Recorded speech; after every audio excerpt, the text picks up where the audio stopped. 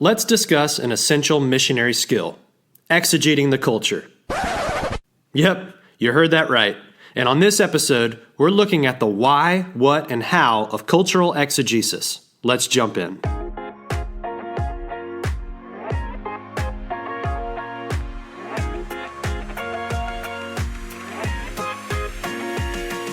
Welcome back to another episode of the Living Sent podcast. This is episode 26, and I'm your host, Justin Wester. If you are brand new to the podcast, I release a new episode on the first Wednesday of each month with the purpose of helping you live like a missionary in your household, neighborhood, workplace, and city. I've got some exciting news before we jump into new content for today. My book, Living Sent, is now available in an audiobook format. So if you haven't had the chance to pick up a paperback version and read it yourself, you can get the audio version today and let me read it to you. Just head over to Amazon or Audible and search for Living Sent, discover how everyday habits make an eternal difference, and you can start listening today. And for those who have subscribed to my newsletter, I'm going to make it available for free to the first 25 people who want it. So be sure to be on the lookout for that notification coming to you this month. All right, so the title of today's episode is Essential Missionary Skills, Exegeting the Culture. And exegeting the culture sounds really cool, but what on earth does that even mean? Well, the word is a transliteration from Greek, and in its verbal form, it means to lead out of. And if you've ever heard the word exegesis before, it was most likely within the context of interpreting the Bible. So in terms of biblical interpretation, exegesis is the idea of drawing out the true meaning of the biblical text instead of reading your own interpretation into the text. The latter is referred to as eisegesis, that is, reading something into the text. So exegesis is out of, eisegesis is into. So when it comes to exegeting the culture, the same principles apply.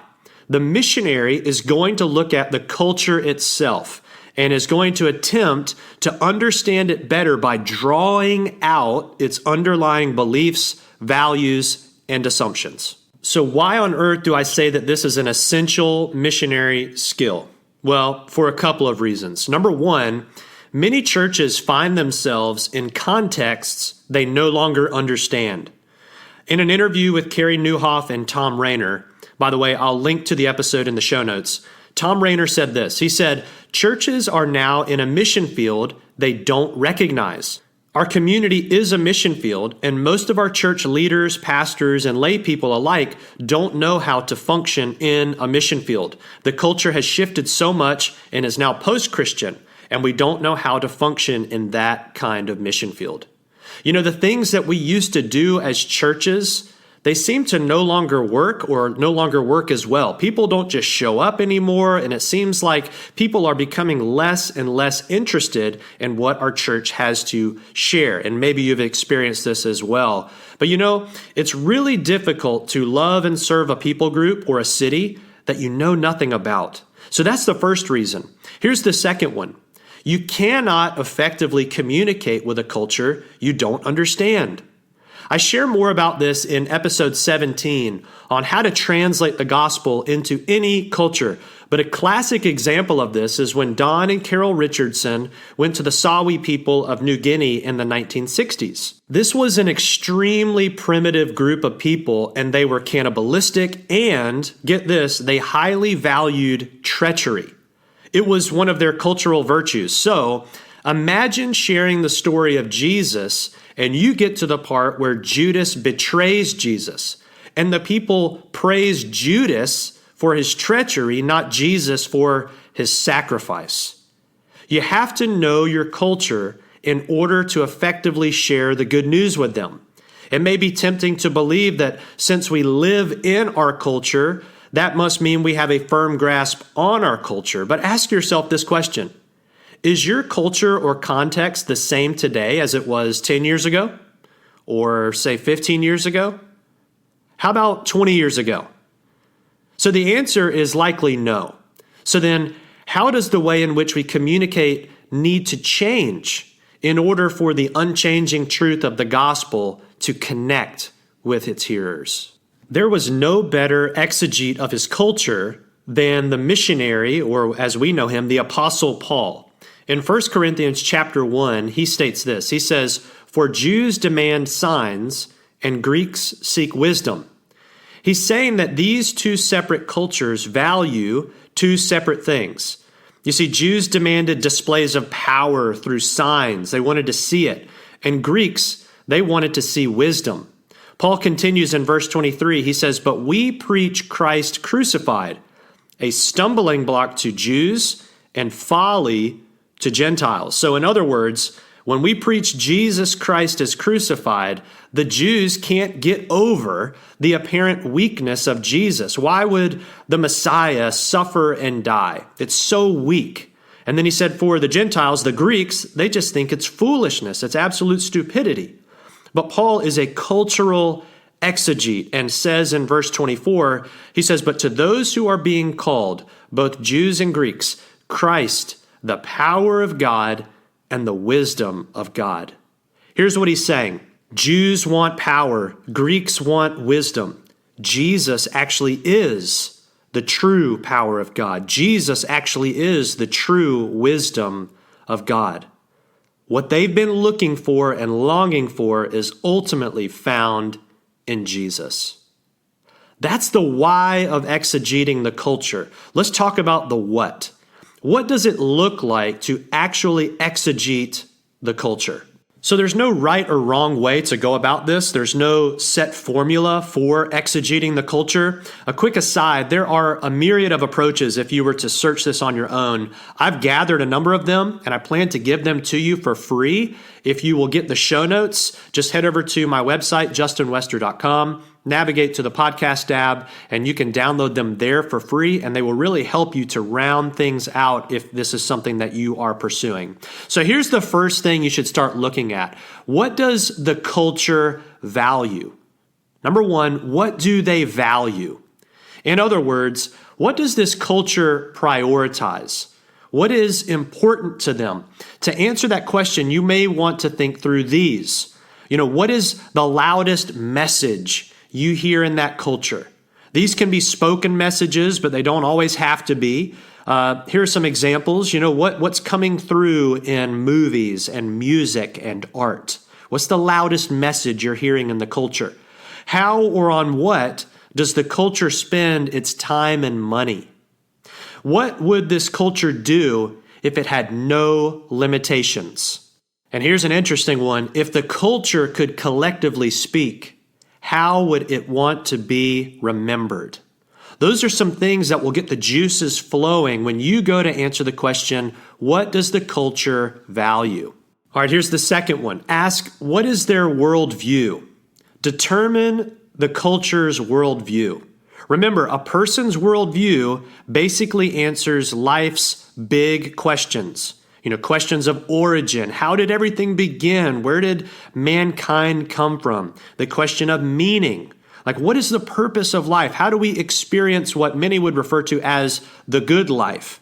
The question of morality. What is true? And who or what gets to determine what is true? And then finally, destiny. What happens when we die? The answers to these types of questions will help you understand the lens through which the surrounding culture views all of life. You can think of it as an eyeglass prescription. What is their prescription? What are they viewing the world through? You're determining the culture's worldview. And finally, write out the culture's storyline. Write out the culture's storyline, and this is really based on the 4 B's, and I'll mention that in a second. But here's what this is getting at. What is the story that everyone is assuming? What is the story everyone seems to be living out? In other words, what is the operating system of the society?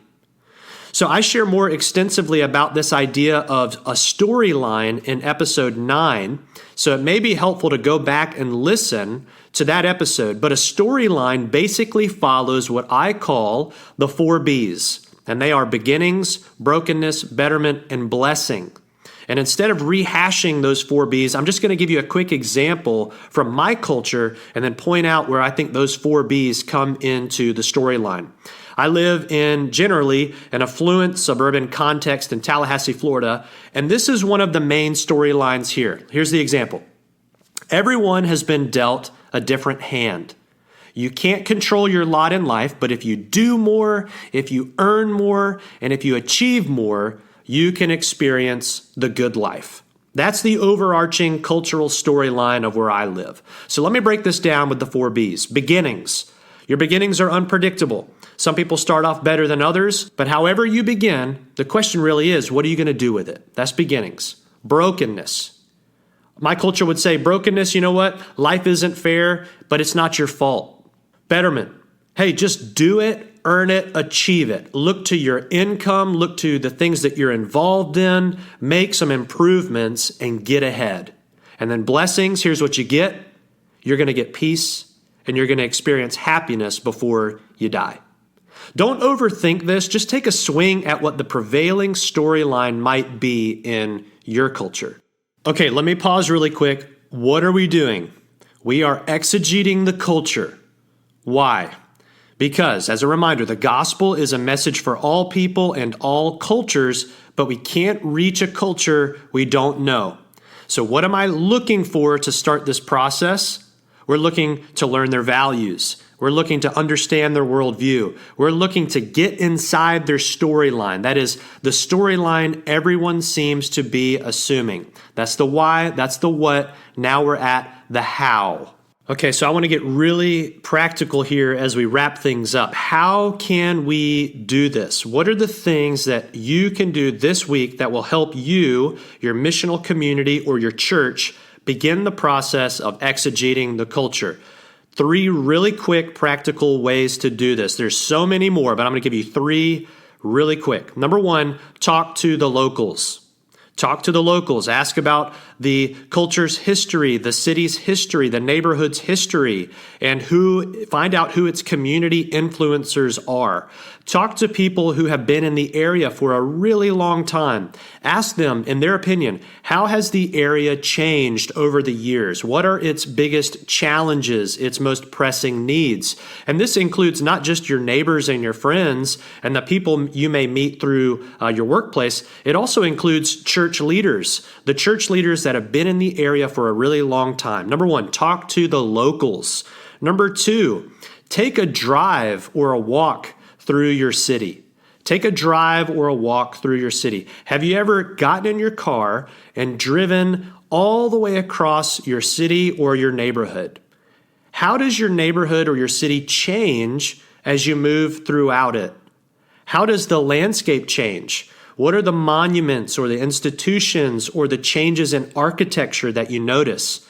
And ask yourself, where do people like to spend their time or hang out in my culture and context? Take a drive or a walk. And then number 3, check out the demographics. Check out the demographics. You can pick up a ton of information for free just by doing a quick search online. You can go to data.census.gov, type in your city, and it will provide you with a whole host of information, kind of from a 30,000-foot level, but it's really valuable. And if you want more specific information, there are organizations and companies online that you can pay to get very specific details on your exact ministry context. But check out the demographics. Well, really, there's a whole lot more to this, but this really is a first step. In fact, if you want more, the show notes have additional ways for you to approach cultural exegesis from other practitioners. I put them all in one spot for you to download for free. Check it out at my website. Here's what I know. I know that you want to see the gospel connect with people. That really is the heart of a missionary. And if the gospel is going to connect, then it will begin with exegeting and understanding the culture.